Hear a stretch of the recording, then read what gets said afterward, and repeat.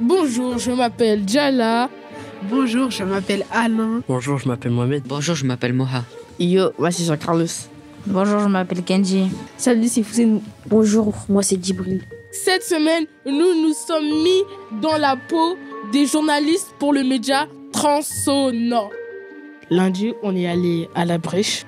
La Brèche, c'est un endroit où plusieurs personnes travaillent. C'est un endroit très très grand. C'était une ambiance calme, mais il y avait du bruit. Quand je dis calme, c'est que on n'entendait pas les voisins, les gens parler et tout, mais c'était bruyant à cause des gens qui travaillaient. Vous écoutez un podcast Transsonore. Transsonore, la transition et l'insertion par le son. La personne qui nous a accueillis avec une gentillesse incroyable, c'était Mathilde. Bonjour. Bonjour. Alain, tu peux nous parler de Mathilde? Alors Mathilde, c'est une dame, elle est métalloconstructrice, du coup, elle travaille le métal. Et d'ailleurs, elle a un bébé et comme elle est en congé maternité, elle peut pas travailler. Mais par contre, elle est venue à notre interview avec son bébé. Mathilde, elle nous a fait passer par un petit chapiteau. Elle nous a aussi montré un lac qui passe en dessous de la ville de Saint-Denis et qui est extrêmement pollué, de couleur blanche. Et du coup, après ça, nous sommes allés dans le hangar où elle travaille. Et il y a plein de trucs. Par exemple, il y a des pièces détachées, on va dire, d'une fenêtre foraine. Il y a une moto qui est exposée à l'entrée et tout. Plein de trucs comme ça. Donc c'est un atelier de construction, beaucoup construction de décors de théâtre ou de cinéma. Tous les ateliers s'articulent autour de 2 cours. On est à peu près 80 artisans, artistes à travailler ici. Et ça va du vitrailliste au céramiste, à la sérigraphe, au designer textile. Enfin, il y a plein de corps de métiers différents. Ici, on est constructeur, constructrice. On a besoin de beaucoup d'espace. Ça fait beaucoup de poussière. Et c'est moins bruyant que d'habitude. Ah ouais, alors parce que c'est vrai qu'il y a un ferrailleur qui s'est installé l'année dernière. Donc ça fait beaucoup de bruit parce qu'ils ont des gros engins, des grues, ils broient le métal, ils coupent le métal. C'est très bruyant. Mais après, nous, d'habitude, quand on travaille ici, ça peut être 6 personnes qui font de la meuleuse en même temps, qui coupent. C'est des machines qui font beaucoup de bruit. Tout le monde est avec un casque anti-bruit toute la journée. Ouais. J'ai une question. Ouais. Vous êtes là depuis combien de temps? Je travaille ici depuis 2010. 15 ans. Oui, ça fait 15 ans, t'as raison. Ça fait 15 ans. C'est vous qui avez construit la moto? Non, c'est la moto d'un ami, mais c'est lui qui l'a suspendue là parce qu'elle roule plus. Donc elle est en décoration. Elle est très belle. Est-ce que vous faites payer ou vous êtes payé pour faire tout ça? Oui, c'est mon métier, ouais. C'est mon métier, je suis payée pour construire des choses pour des gens. Et on m'appelle souvent parce que je travaille le métal, mais aussi le volume, ça dépend. Je travaille beaucoup pour des compagnies de théâtre de rue qui ont des marionnettes géantes, par exemple. Et ils font des déambulations dans la rue. Et du coup, dans ces cas-là, c'est pas forcément tout en métal. C'est aussi, ça peut être en aluminium parce que c'est léger, les structures. Mais après, en osier parce que c'est très léger. Du coup, cette plante-là qui se travaille... comme l'acier pourrait être travaillé, sauf que c'est beaucoup plus léger que l'acier. D'où vous avez voulu faire ce métier? C'est l'école ou vous avez vu à la télé? J'avais fait la rencontre d'un ancien marin-pêcheur qui avait coulé son bateau et qui avait fini par récupérer de la ferraille et être sculpteur, quoi. Et il m'avait montré comment on soudait et j'avais adoré la soudure. Ici, là, vous avez un masque avec le truc pour souder. Oui, voilà, c'est ça, ouais. Quel diplôme vous avez passé pour avoir ce travail? J'ai passé un DMA métal, un diplôme de métier d'art à l'école Olivier de Serres, qui est une école d'art appliqué à Paris, qui est publique. C'est vous qui avez fabriqué l'énorme chat? Oui, ouais. Enfin, c'est pas moi personnellement, mais c'est Zoé, une amie, qui l'a fait. En fait, avant, c'était chaque année. Maintenant, c'est tous les 2 ans. On organise une fête foraine. Là, vous le voyez. Tout le stock qui est derrière, c'est la fête foraine. Il y a la montagne russe, il y a les manèges, il y a tout ça qui sont démontés et stockés à l'abri ici. Et cette entreprise, elle a été créée quand? Alors, on n'est pas une entreprise. Chacun est en individuel. Enfin, chacun est auto-entrepreneur, quoi, on va dire. On fonctionne en collectif pour faire cette fête foraine. On fait des montagnes russes, des manèges, tout ça. C'est quand on est artisan, on a une pratique très solitaire. On travaille tout seul dans son coin et nous, vous l'avez vu en venant ici, c'est pas un lieu de passage. Et du coup, c'était une manière aussi pour nous de faire venir les gens de Saint-Denis dans nos ateliers et de découvrir nos univers. Et nous, c'était un prétexte aussi pour faire ensemble. Par exemple, quand on a fait un manège, on s'est dit moi je travaille le métal, mais on a besoin de quelqu'un qui travaille le bois et de quelqu'un qui fait du dessin pour faire la déco. Et du coup, on pouvait travailler collectivement aussi sur tout ça. Quand vous faites les factures, Ouais. est-ce que vous gagnez de l'argent? Non, c'est bénévole. Mais c'est vrai que c'est une bonne question parce que c'est ça qui nous a fédérés autour d'un collectif aussi. C'était aussi finalement d'assez vite questionner l'argent et ce pourquoi on faisait les choses et qu'est-ce qui était le plus important aussi d'une certaine manière. On a pris beaucoup de plaisir à faire des choses ensemble et après à inviter les gens à venir, mais pas forcément en faisant payer un tour de manège ou c'était juste une fête tous ensemble. Bien sûr, si on veut boire un coca, il est payant. Je dis pas que tout est gratuit, mais l'entrée était libre, en tout cas. Pour construire ces manèges, il faut imaginer que c'était 2 mois de construction où on est tous ensemble et tout ensemble, mais sans être rémunérés pour ça. Et il y a la fête de la ville, qui est la fête des tulipes. Je ne sais pas si vous connaissez, qui avait lieu ce week-end.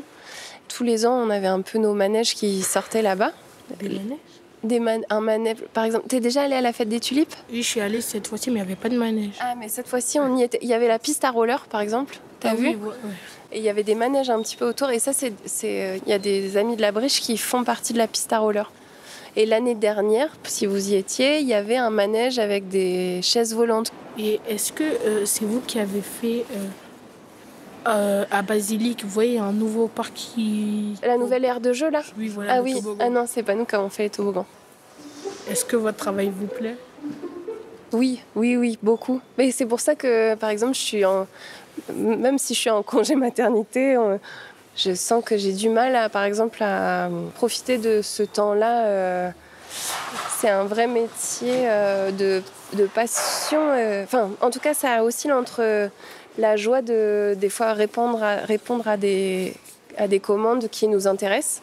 Et puis aussi faire des projets avec ses amis et de continuer chaque jour à apprendre. Parce que l'artisanat, c'est quelque chose qui me plaît beaucoup. Et est-ce que parfois vous êtes stressé quand il y a plein de gens qui viennent comme nous, qui vous posent des questions? Avec un micro comme ça? J'avoue, c'est impressionnant. Et si vous voulez, on peut aller voir Idrissa qui est bijoutier. Mathilde nous a présenté à Idrissa, qui a son atelier dans le même endroit que Mathilde, dans l'hangar.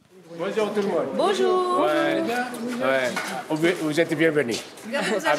Avec plaisir. Moha, tu peux m'en dire plus, s'il te plaît? Oui, bien sûr. Idrissa est un bijoutier, il vient du Mali. On ne sait pas son âge, mais on sait qu'il est retraité. Il est à la Briche parce qu'il fabrique ses bijoux sans payer cher. Ça fait bientôt 3 ans que je suis là. Bon, on travaille ici en équipe. Le travail que j'ai fait, c'est ancienne tradition. Mon père, il a pris à son père. Moi aussi, j'ai pris à mon père. Bon, maintenant, les petits-enfants, ils commencent à apprendre à moi, à apprendre. Bah, ça continue pour faire des bijoux. Colliers, bracelets, boucles d'oreilles. Il fait tout. Il travaille des or, argent, cuivre, bronze. Tout est fait ici. Wow. Ça vous prend du temps? C'est des journées de travail. On tape à la main. Hein. Tout ce qui est ici, on a fait à la main. Idrissa nous a montré plusieurs de ses machines et plusieurs des bijoux qu'il a fabriqués, notamment la machine où il a aplati l'argent, tout ça pour les bijoux. Ça, on met des charbons pour fondre avec ça. S'il y a des charbons, on met des ors dans ça. Celui-là, ça tourne, ça va se fondre. Bon, il peut la sortir comme tu veux. Il peut faire comme les papiers. On fond, on verse dans les moules. Bah, après, on tape un peu. Après, on sort dans les plaques. Là c'est des plaques, là, c'est des fils. Moha, pourquoi Idrissa fait ce travail alors qu'il est retraité? Idrissa fait ce travail parce qu'il aime bien et c'est de génération en génération dans leur culture. Par exemple, lui, son père et son arrière-grand-père étaient aussi bijoutiers. Du coup, lui aussi, Et il va représenter ça pour ses enfants et ses petits-enfants. Et ce jour-là, il y avait ses neveux et ses petits garçons. Est-ce que tu veux devenir bijoutière quand tu vas grandir? Non. Tu veux devenir quoi? Médecin. Et toi? Footballeur. Footballeur. Tu vas percer. Hein. Après avoir discuté avec Idrissa, on est sorti du hangar et on est allé au fournil. Mohamed, qu'est-ce que c'est le fournil? Le fournil, c'est là où les boulangers fabriquent le pain. En passant, on a senti une odeur de pizza ou de quiche. Il y avait plein de pain qui venaient de sortir du four. Et on a parlé avec Simon et Odile, qui sont les boulangers. Bonjour, enchanté. Comment vous appelez-vous? Simon. Je suis indépendant, j'ai pas de boutique. Je produis ici dans mon fournil et je livre à différents endroits où les gens se groupent pour acheter ensemble. Et un jour, vous voudrez avoir une boulangerie ou vous préférez rester comme ça? Moi, je suis très bien comme ça. C'est vraiment c'est vraiment des très bonnes conditions pour travailler, je trouve. Est-ce que vous faites que du pain? Presque. Je fais un peu de biscuits de temps en temps, mais je fais essentiellement du pain, oui. Et des viennoiseries, non. C'est les croissants, les pains au chocolat, pain au raisin, tout ça.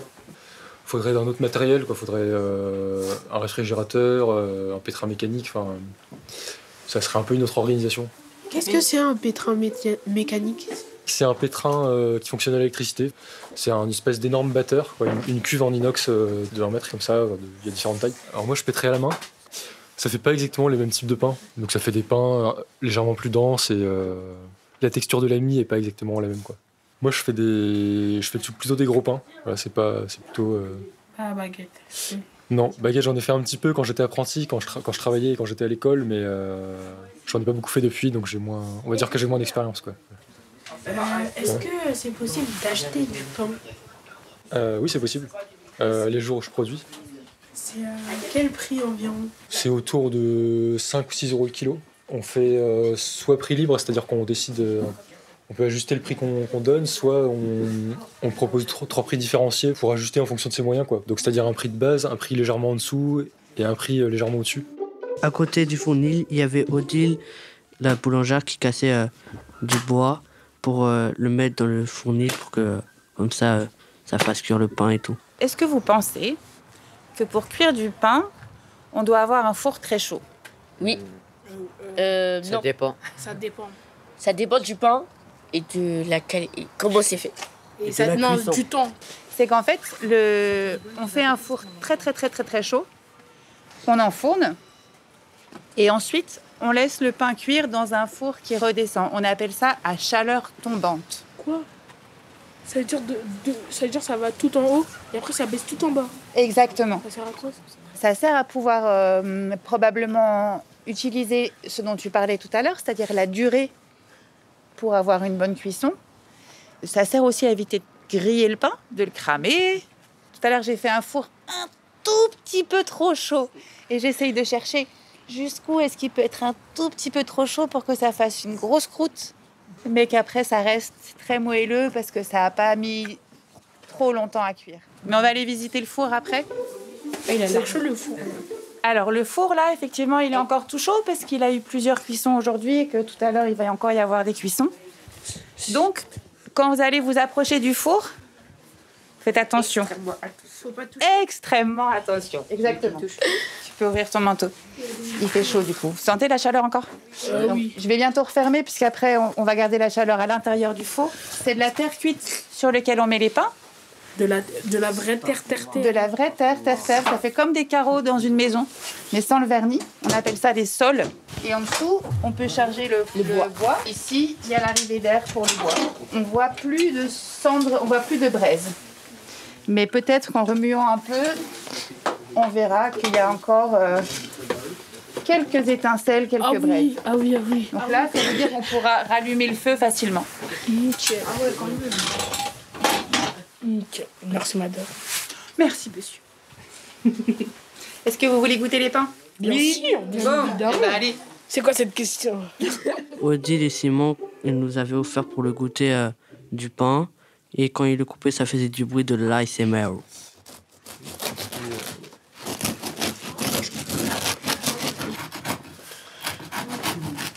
C'est un bon ASMR. L'ASMR, c'est des petits bruits qui peuvent nous aider à nous relaxer ou à s'endormir. C'est magnifique ça. Alors quand même, je dois vous dire, c'est du pain. Il a commencé sa vie, devinez quand? Quand est-ce qu'il a commencé sa vie? Aujourd'hui? Eh ben, perdu. Ce pain-là, il a commencé sa vie hier. Il a poussé comme ça, il a fermenté tout doucement toute la nuit. Et ce matin, quand je suis arrivée, après avoir allumé le four, je l'ai divisé, façonné, laissé reposer et cuit. Et ça va finir aujourd'hui dans mon ventre. Exactement. Et oui. Et le pain que Odile et Simone nous ont donné, il avait un arrière-goût de citron à cause du levain. C'est Odile qui nous l'a expliqué. À votre avis, quand on fait du pain avec quoi? De quoi on a besoin comme ingrédient? La farine, du sel, de l'eau. Et de la levure. Et la levure, maintenant, c'est une levure, c'est une seule sorte de levure. La levure industrielle, la levure qu'on utilise en boulangerie, à la maison aussi, c'est une seule espèce de levure. Et dans le levain, c'est toute une population, c'est toute une colonie. Si on fait du pain avec de la levure, c'est un peu comme un golf. D'accord? On a une pelouse toute droite, tous les brins ils sont coupés à la même taille et ils se ressemblent tous, c'est tous la même espèce. Si on fait du pain avec du levain, c'est un peu comme une prairie où il y a plein de sortes de plantes différentes. Et chacune, il y en a qui se lèvent un peu plus tôt, il y en a qui aiment bien quand il fait chaud, il y en a qui aiment bien plutôt quand il fait frais, il y en a elles sont un peu acides, il y en a elles sont un peu plus rondes. On aura appris plein de trucs aujourd'hui. Et est-ce que je peux vous poser une question avant qu'on parte? Qu'est-ce qui vous a plu ou qu'est-ce qui vous a étonné? Moi, ce qui m'a plu, c'est le métier d'Idrissa. En fait, je me suis toujours posé la question comment on fabrique les bijoux, tout ça. Du coup, grâce à Idrissa, j'ai connu comment on fabrique des bijoux. Et toi, Alain? Moi, j'ai bien aimé le métier de Simon et Odile. J'ai bien aimé le pain. C'est du vrai pain. C'est du pain complet. C'est bien lourd. Ça remplit bien le ventre. C'est bon en plus. Vraiment, merci beaucoup. Et c'était trop bon en plus. Et toi, Mohamed? Moi, je ne vais point mentir. Rien ne m'a intéressé. Et rien ne m'a désintéressé. Même pas un petit truc que tu savais pas. Est-ce que tu savais que le travail de Mathilde existait? Oui. Tu savais? Oui. Et moi aussi, le travail de Mathilde, en fait, aussi, je savais pas comment on fabrique les montagnes russes, tout ça là, les parcs. Du coup, aussi, grâce à Mathilde et surtout grâce à Tronçonneur, j'ai su comment on fait tout ça. Et moi, personnellement, c'est aussi le travail de Mathilde parce que je croyais que c'était des robots qui créaient et tout. Le truc qui m'a aussi un truc beaucoup étonné, c'est la raison pourquoi Idrissa travaille. Ça m'a pas étonné, mais genre, qu'est-ce qui m'a étonné, c'est que c'est la seule personne qui m'a répondu comme ça. Qui m'a répondu, il fait pas ce travail pour l'argent ou parce qu'il l'aime, parce que c'est de génération en génération. Et vive le Mali. Merci à l'équipe de Tronçonneur, merci à Mohamed, Céline et Ludivine. Et dédicace au PRE. La famille. Et à Déclic aussi, dédicace. Là, c'était la partie 1. Si vous voulez la partie 2, le lien est en description. Ouais, mon gars.